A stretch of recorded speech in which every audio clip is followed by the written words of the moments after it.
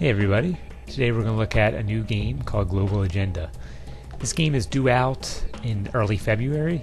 I pre-ordered it, so I got entry to the open beta, and actually my box came yesterday, so that was pretty nice. I don't know, the best way to describe this game is it's a hybrid. It's a first-person shooter crossed with a role-playing game. As you can see here, I have two characters. One of the nice things is you get one character name and then you can create a class under that. So I have two Werits, one for each class, so I don't have to have a different name for every single character. I've got a medic and robotics. There's two other classes, an assault class and a recon class. That'd be the stealth guy. So if you're familiar with games like Team Fortress 2 and other ones like it, you'll be very familiar with this. But they added a whole new layer over it. So let's take a look at it. I'm enjoying my robotics class right now, so we'll use him. Alright, so we're all loaded up. The basic structure of the game is you have both sides, PvE and PvP. They're all instance though. There's no open world in Global Agenda. It's 10 versus 10 instances for the most part, at least that's what I've seen so far, but they can be versus bots or people or other players and a lot of other things. So that's a big negative for a lot of people, but in terms of this game I think it works. As much as people like to say they love open world, it's just too hard to control. I mean, every game has problems with too many people and too small of a space, and you get zergs, just the way it is. And then when you have too many people, your role becomes diminished. So it doesn't really matter if you were there or not, if there's 100 other people. I can see someone dancing there, that's nice of them. And so you can choose to do PvE or PvP. So let's talk a little bit about the role-playing aspect of the game, and there's quite a bit to go over, so bring up the personal screen.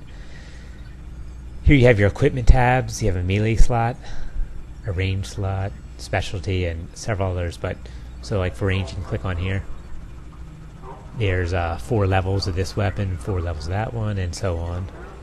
Specialty, there's more. You have a jetpack. The offhand's where a lot of the interesting robotics gear comes in. I mean, these are all the choices and levels that you can get eventually. Maybe more, I don't know. Force fields. I like the turrets, so you'll see me use these a lot. I only have the personnel turret though.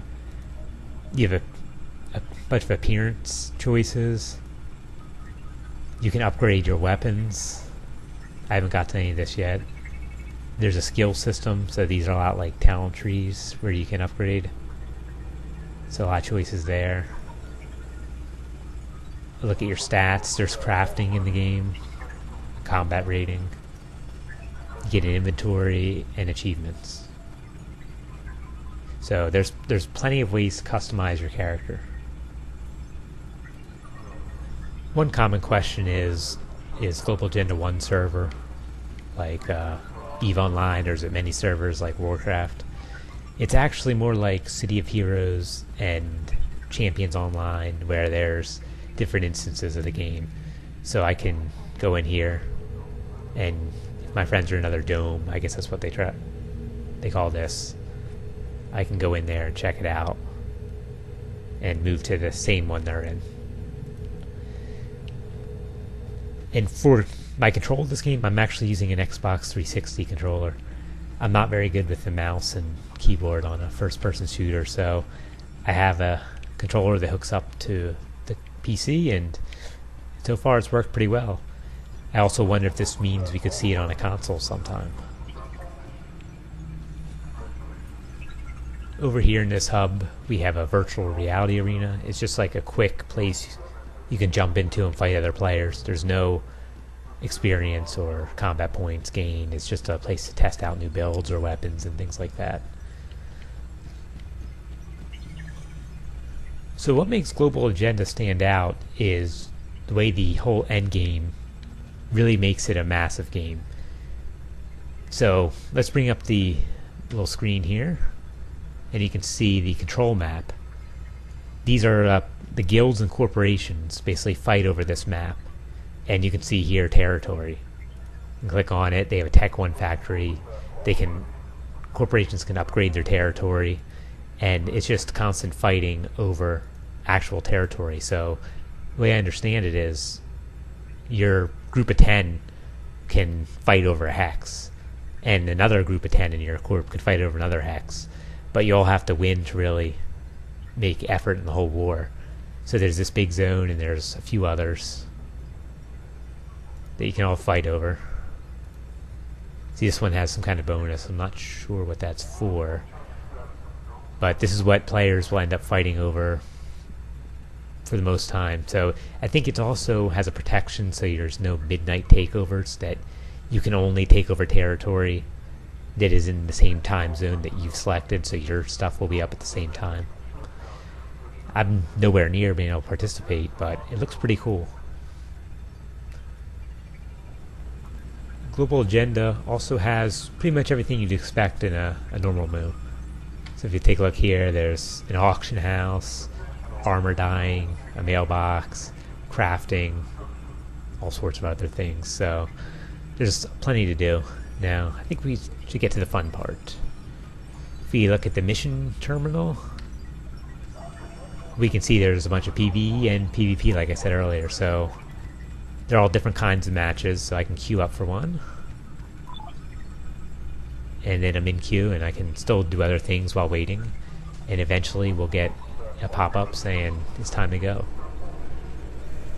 So that's pretty much it for this preview. I'm going to just show gameplay footage for the rest of it. You can see my terrible first-person shooter skills, so I apologize in advance. And here we go. Hope this helped, and hope you enjoy the footage.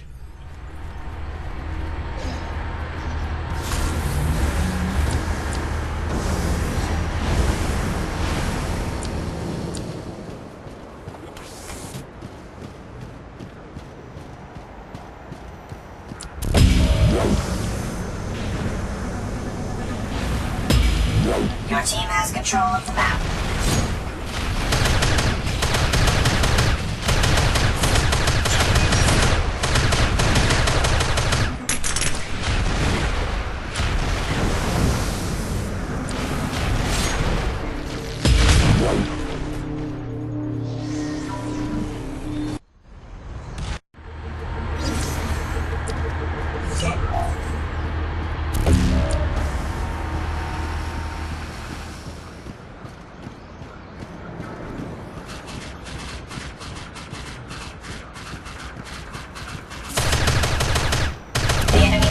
Control of the map.